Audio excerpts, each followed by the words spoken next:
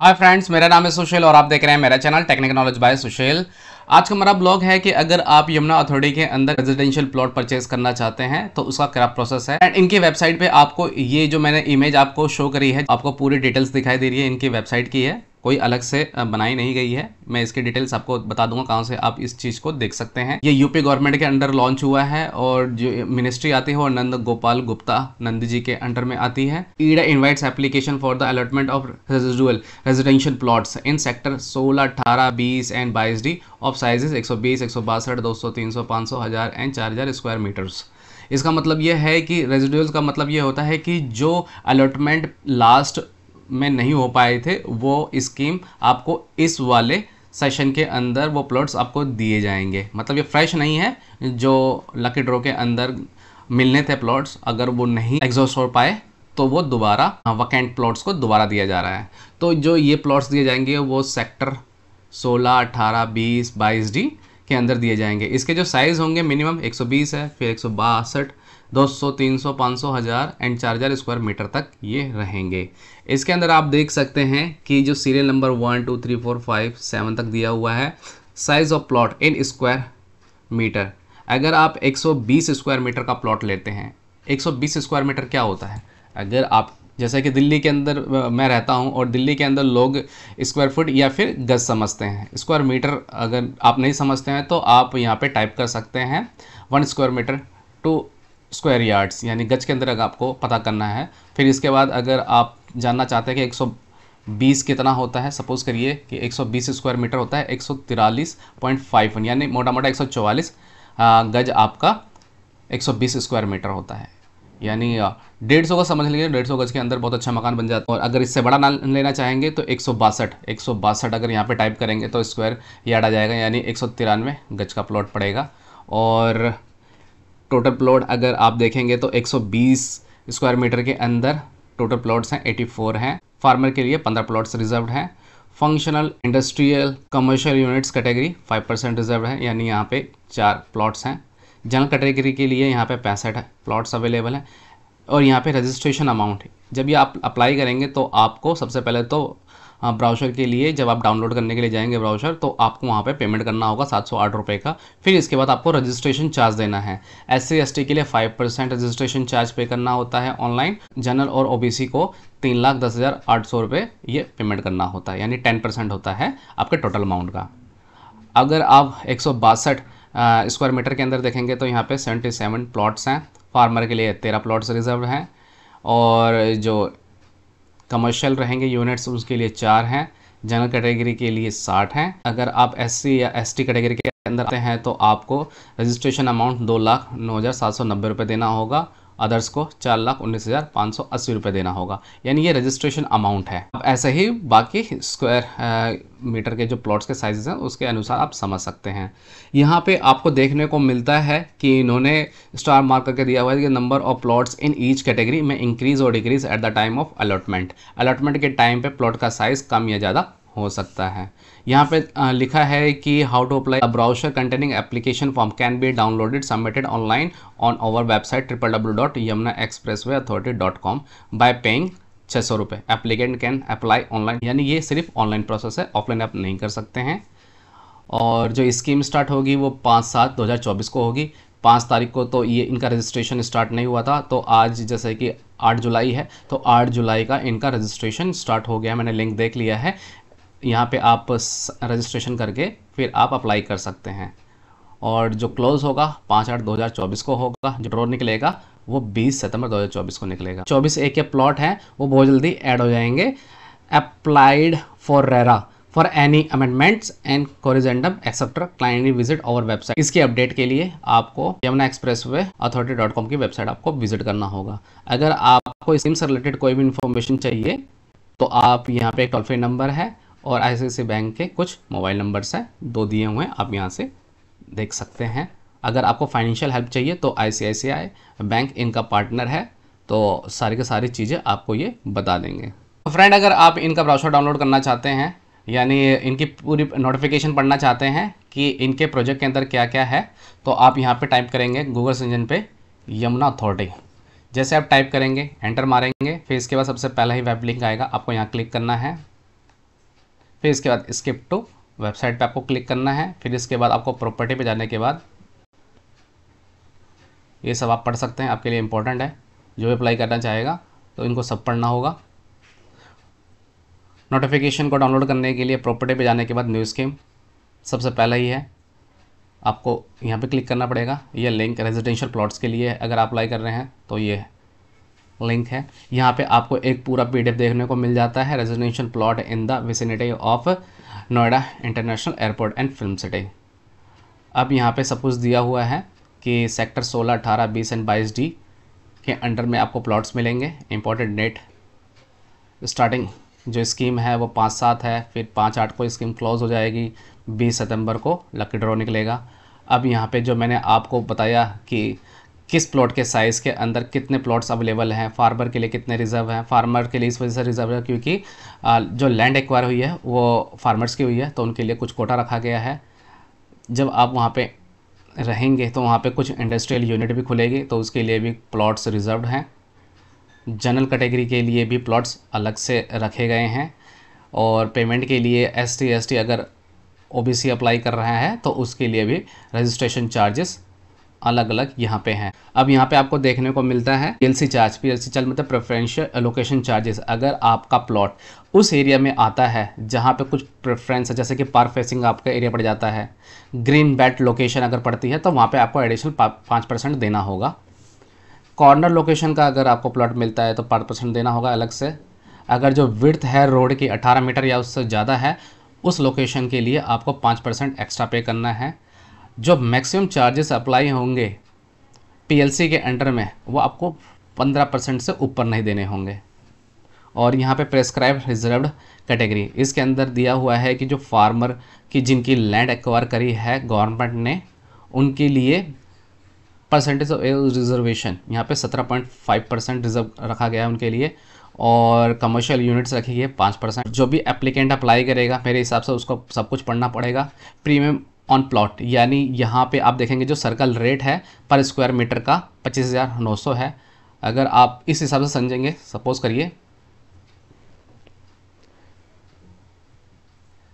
करिए कि अगर आप 120 स्क्वायर मीटर के लिए प्लॉट के लिए अप्लाई कर रहे हैं तो आप यहाँ पे अपना कैलकुलेटर खोल लीजिए, 120 लिखिए, फिर इंटू करिए 25,900, तो यानी 31,08,000 रुपये का ये आपको प्लॉट पड़ेगा।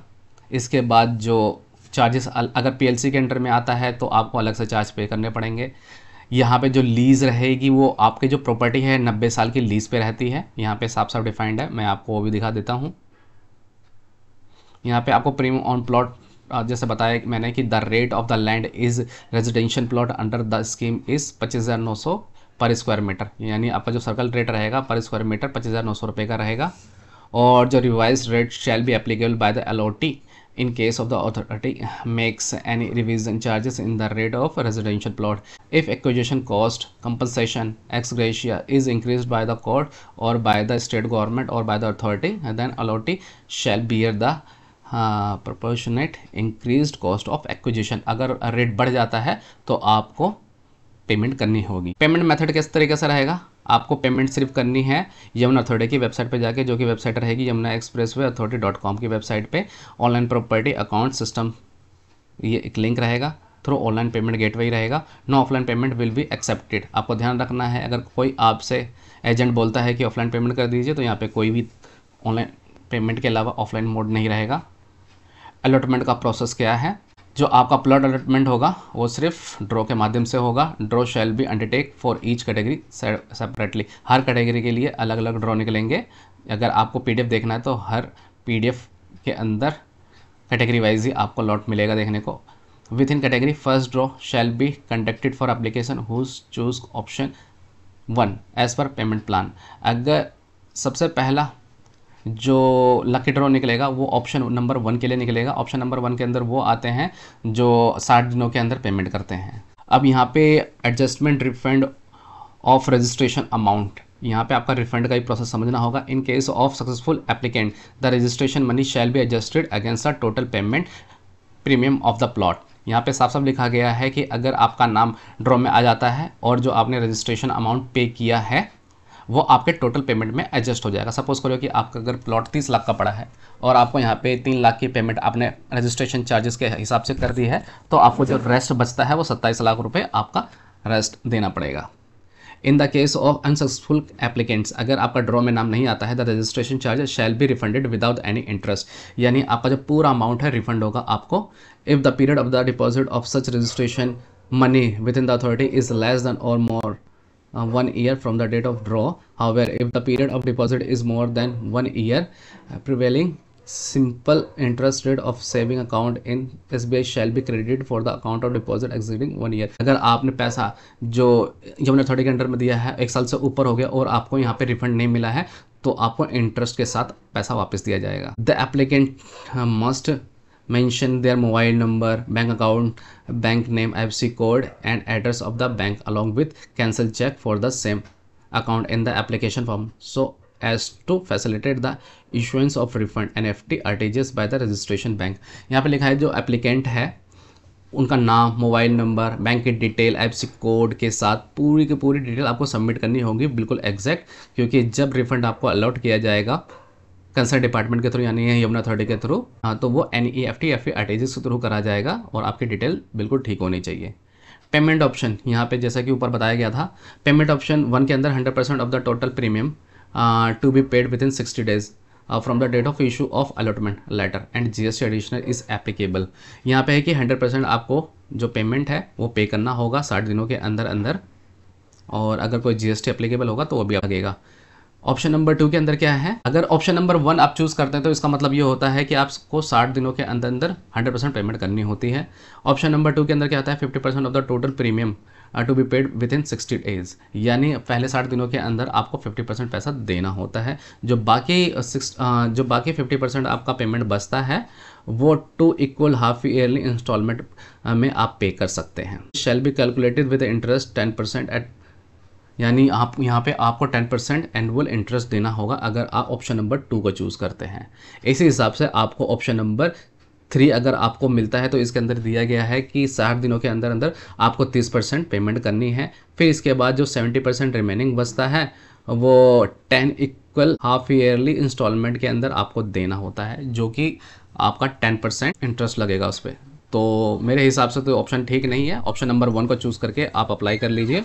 और यहाँ पे एक नोट करके लिखा गया है कि interest rate will be floating rate and will be revised on 1 January and 1 July each year. अगर कोई जो इंटरेस्ट रेट रहेगा, ब्याज दर जो रहेगी वो फ्लोटिंग रेट रहेगी। फ्लोटिंग का मतलब यहाँ पे चेंजेबल होता है, और जो रिवाइज होता है वो हमेशा 1 जनवरी को होगा और 1 जुलाई को होता है।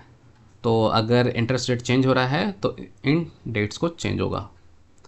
Those applicant not apply to confirm payment option in applicant form are considered as payment option number 1। Payment option को कंफर्म नहीं करते हैं, जैसे कि ऑप्शन 1, 2, 3 चूज नहीं करते हैं, तो बाय डिफॉल्ट वो ऑप्शन नंबर 1 में काउंट होंगे। 10th सीरियल नंबर पे देखेंगे period of lease and lease agreement. इसके अंदर क्या है, allotment of plot to allottee shall be done on lease for a period of 90 years from the date of lease deed, यानी आपको ये प्रॉपर्टी 90 साल की लीज पे मिलेगी, और लीज डीड जब बन जाएगी उस दिन से आपका 90 साल काउंट होगा। और the allotment of plot will be given to the allottee on a lease of 90 years and lease rent shall be payable at one time in lump sum at the rate of 10% of the total cost of the plot before execution of lease deed. यानी यहाँ पे एक चीज़ और दे दी गई है कि जो ये प्लॉट आपको मिलेंगे वो आपको लीज पे मिलेंगे, और लीज जब डीड बनेगी उससे पहले आपको 10% जो टोटल आपका अमाउंट है, सपोज करिए कि 30 लाख आपको पेमेंट करना है, तो उसका 10% यानी 3 लाख रुपए आपको लीज बनवाने से पहले, लीज डीड बनवाने से पहले आपको पेमेंट करनी होगी, क्योंकि ये जो प्लॉट आपको मिल रहे हैं वो लीज पे मिल रहे हैं। तो लीज चार्जेस एक तरीके से आप कह सकते हैं आपको 10% भी देना पड़ेगा। अब यहाँ पे क्या है, in sum cases the area of plot allotted में स्लाइटली वेरी, यहाँ पे इंक्रीज और डिक्रीज हो सकता है प्लॉट का साइज जब आपको हैंडओवर करा जाएगा। In such cases the premium of the plot will be stand varied proportionally if variation in area is less than or equal to 10%। अगर जो वेरिएशन हो रहा है 10% या फिर उससे कम है, then on such basis the allottee shall have no rights to surrender the plot. अगर जो प्लॉट का साइज है 10% के इक्वल जा रहा है या उससे थोड़ा सा कम जा रहा है, प्लान को सरेंडर नहीं कर सकते हैं, यानी आपका जो प्लॉट रहेगा उस प्लॉट को आप सरेंडर नहीं कर सकते हैं। हाउएवर लेकिन in such variation is in excess of 10% of the plot. अगर आपका प्लॉट का साइज आपको एक्स्ट्रा 10% अगर अथॉरिटी दे रही है, then it would be open to the allottee not to accept the allotment and he or she can access the option of surrender. अगर आपका प्लॉट का साइज अथॉरिटी के थ्रू आपको बढ़ जाता है तो फिर यहाँ पे आप यह सरेंडर कर सकते हैं, आपके पास सरेंडर का ऑप्शन रहेगा। यानी अगर प्लॉट का साइज बढ़ा रहे हैं तो मेरे ख्याल से पेमेंट तो जरूर एक्स्ट्रा लेंगे ये। In such cases of surrender, अगर आप सरेंडर करते हैं after deduction of a token amount of 10,000 as a processing fee, the rest of the amount paid by allottee shall be returned without any interest. यानी अगर authority के through 10% size आपका बढ़ जाता है और आप लेने को तैयार नहीं है तो इस केस में आप सरेंडर कर सकते हैं अपने प्लॉट को, और उसके लिए आपको एक टोकन अमाउंट 10,000 देना पड़ेगा। फिर इसके बाद आपका प्रोसेस स्टार्ट हो जाएगा और बिना किसी इंटरेस्ट के आपको पूरा पैसा वापस हो जाएगा। कब आप कंस्ट्रक्शन करा सकते हैं, यानी आपको ये प्रॉपर्टी 3 साल के अंदर अंदर बनानी होती है। अगर आपका जो 3 साल से ऊपर चला जाता है तो आपको कुछ एक्सटेंशन दिया जाएगा। यहाँ पे साफ साफ लिखा गया है कि अगर आप 3 साल के अंदर अंदर अपना प्लॉट का कंस्ट्रक्शन नहीं करते हैं तो आपको कुछ टाइम दिया जाएगा और वो चार्जेबल होगा, जैसे कि 4% of the total premium of plot for the first year. यानी 3 साल के अंदर अंदर नहीं बनाया गया तो आपको नेक्स्ट 1 साल के अंदर 4% देना होगा। अगर आप 2 साल का टाइम लेते हैं तो 5% देना होगा टोटल प्रीमियम का, 6% देना होगा थर्ड ईयर के लिए। बियॉन्ड 3 ईयर्स, अगर 3 साल से ज़्यादा हो जाता है तो 4% of the sector rate per square metre per year availing at time of grant of such extension, ये सब आपको देना पड़ सकता है। एलिजिबिलिटी टू अप्लाई करने के लिए क्या क्या एलिजिबिलिटी है, कौन कौन अप्लाई कर सकता है। जनरल कैटेगरी वाला भी अप्लाई कर सकता है। जनरल कैटेगरी के लिए ये है उसकी एज 18 साल होनी चाहिए। अगर आप किसी भी लीगल तरीके से अगर आपको रिस्ट्रिक्ट करा गया है कि आप परचेस नहीं कर सकते हैं कहीं भी प्रॉपर्टी यूपी के अंदर, उन कैंडिडेट्स को छोड़ के बाकी कैंडिडेट्स इसको अप्लाई कर सकते हैं लेने के लिए, चाहे वो इंडियन हो या फिर नॉन इंडियन रेजिडेंट्स हो। अगर आपने यमुना अथॉरिटी के अंडर में कोई प्लॉट पहले आपको मिल चुका है और आप दोबारा अप्लाई कर रहे हैं तो यहाँ पे वो एप्लीकेशन आपकी सारी कैंसिल हो जाएगी और जो आपका जो पैसा है वो भी आपको नहीं मिलेगा। Applicant can apply in joint name, आप जॉइंट नेम में भी अप्लाई कर सकते हैं। Only if it is immediately family, यानी जैसे कि mother father brother sister son daughter husband wife के अंदर ही आप अप्लाई कर सकते हैं। फैमिली के बाहर आप अप्लाई नहीं कर सकते हैं और इसका भी आपको प्रूफ देना पड़ेगा फैमिली रिलेशन का। और यहाँ पे सब लिखा गया है other than these relations can not apply, यानी अगर आप फ्रेंड्स हैं तो अप्लाई नहीं कर सकते हैं जॉइंट के अंदर। जॉइंट में वही अप्लाई करेगा जो कि सिर्फ फैमिली के अंदर होगा और फैमिली का भी आपको प्रूफ दिखाना पड़ेगा कि ये मेंबर आपके फैमिली से है। तो फ्रेंड यहाँ पे बहुत सारे पॉइंट्स हैं, तो आप किस तरीके से अप्लाई करेंगे ये सब आपको पहले पढ़ना होगा। प्रोसीजर टू अप्लाई, अगर आप ऑनलाइन अप्लाई करना चाहते हैं तो यमुना एक्सप्रेस पे authority.com की वेबसाइट पे जाके आप इसको अप्लाई कर सकते हैं। यहाँ पे जो ब्राउज़र को डाउनलोड करने का है वो 600 रुपये दिया गया है, लेकिन जब हम वहाँ पे जा रहे हैं ऑनलाइन करने के लिए तो 708 रुपये का चार्ज आ रहा है GST को मिला के।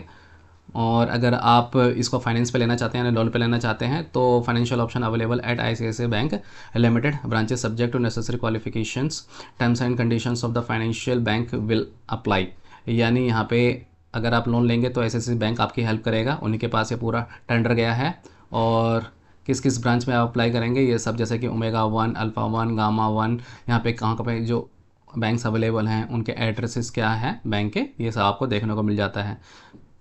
तो अगर आप लोन लेने के लिए जाएंगे तो इन बैंक, वैसे बैंक तो ICICI है लेकिन उनके डिफरेंट ब्रांचेज हैं, वहाँ पे आप विजिट करके इनसे बात कर सकते हैं। अगर आप विड्रॉल या फिर सरेंडर करते हैं उसके लिए क्या रूल्स हैं। In case of surrender before draw of lots, अगर आप लकी ड्रॉ से पहले विड्रॉल करना चाहते हैं, सरेंडर करना चाहते हैं, the enter registration money deposit shall be refunded without any interest, यानी बिना किसी पैसे के कटे हुए आपको पूरा पैसा वापस मिल जाएगा ड्रॉ से पहले अगर आप पैसे को वापस लेना चाहते हैं तो। नो विड्रॉ और applicant will be entertained after final publication eligibility list, अगर आपका लकी ड्रॉ में नाम आ जाता है और फिर आप इसके बाद पैसे को निकालने की कोशिश करते हैं तो नहीं निकलेगा। 19वें नंबर पे कैंसिलेशन का एक पॉइंट है, अलॉटमेंट या lease having being obtained through fraud miss presentation, यानी अगर आपने कोई भी फ्रॉड कमिटमेंट करके, कोई फ्रॉड इन्फॉर्मेशन करके, मिस प्रेजेंटेशन करके अगर आपने कोई भी एक्टिविटी करी है, अप्लाई किया है तो उस केस के अंदर आपका प्लॉट अलॉटमेंट कैंसिल हो जाएगा।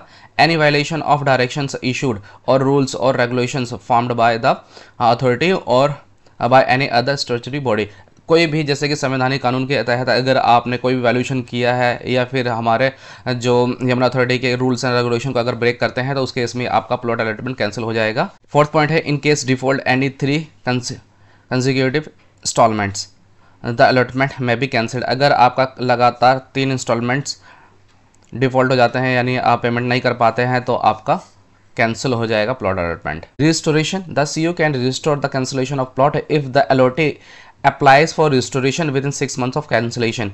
अगर आप कैंसिलेशन के लिए अप्लाई करते हैं 6 महीने के अंदर, लेकिन सीओ के पास राइट्स होते हैं उसको रजिस्टोर करने के लिए, यानी मतलब आपका जो कैंसिलेशन के लिए अगर आपने 6 months के लिए अप्लाई किया है तो सीओ उसको रोक सकता है।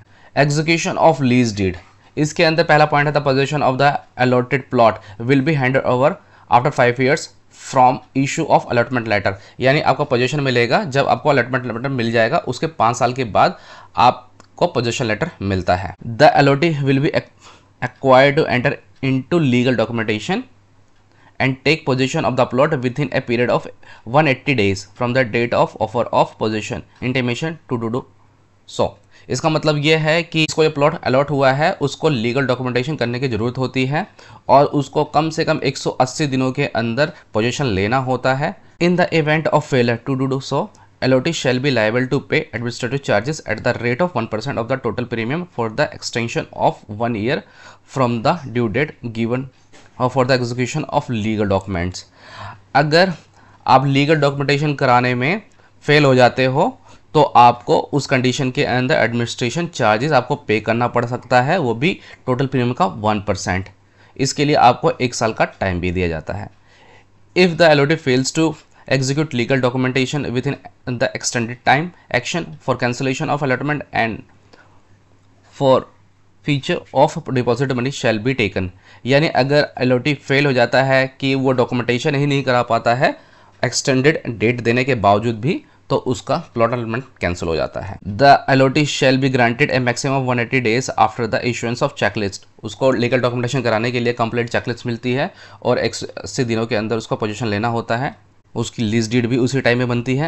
If the allottee fails to execute lease deed in stipulated time then the extension for the same should be allowed with the following conditions. अगर आप 180 दिनों के अंदर डॉक्यूमेंटेशन नहीं करा पाते हैं यानी लीज डीड एग्जीक्यूट नहीं करा पाते हैं 1 से लेकर 2 साल तक यहाँ पे आपको एक्सटेंशन मिलता है और इसके लिए आपको चार्ज ही पे करना होता है टोटल प्रीमियम का। अगर आपको 1 साल का एक्सटेंशन मिला है तो 1% के हिसाब से आपको इंटरेस्ट पे करना होगा। अगर 2 साल का एक्सटेंशन मिला है तो आपको 2% का चार्ज पे करना पड़ेगा टोटल प्रीमियम का। डॉक्यूमेंटेशन चार्जेस क्या है? The cost of expenses of preparation registering the legal documents including the cost of stamp paper and all other accidental expenses will be borne by the allottee। He will also pay any other duty or charges that may be levied upon him by any authority empowered in his behalf। documentation charges will not refunded by authority।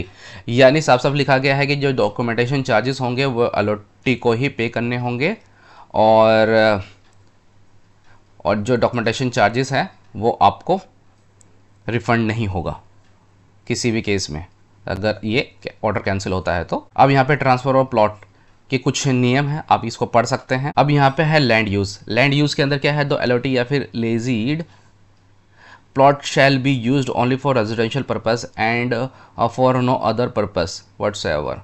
यानी यह है कि आप सिर्फ और सिर्फ residential purpose के लिए ही इसको यूज़ करेंगे, किसी और पर्पस के लिए आप इसको यूज़ नहीं कर सकते हैं। फिर इसके बाद आपको यहाँ पे बहुत सारे फॉर्मेट्स देखने को मिल जाते हैं। अगर आपको प्लॉट अलॉटमेंट मिल जाता है फिर इसके बाद आपको ये सब सर्टिफिकेशंस करके देने होंगे, सर्टिफाई करके देने होंगे, फॉर्म फिल करना होगा।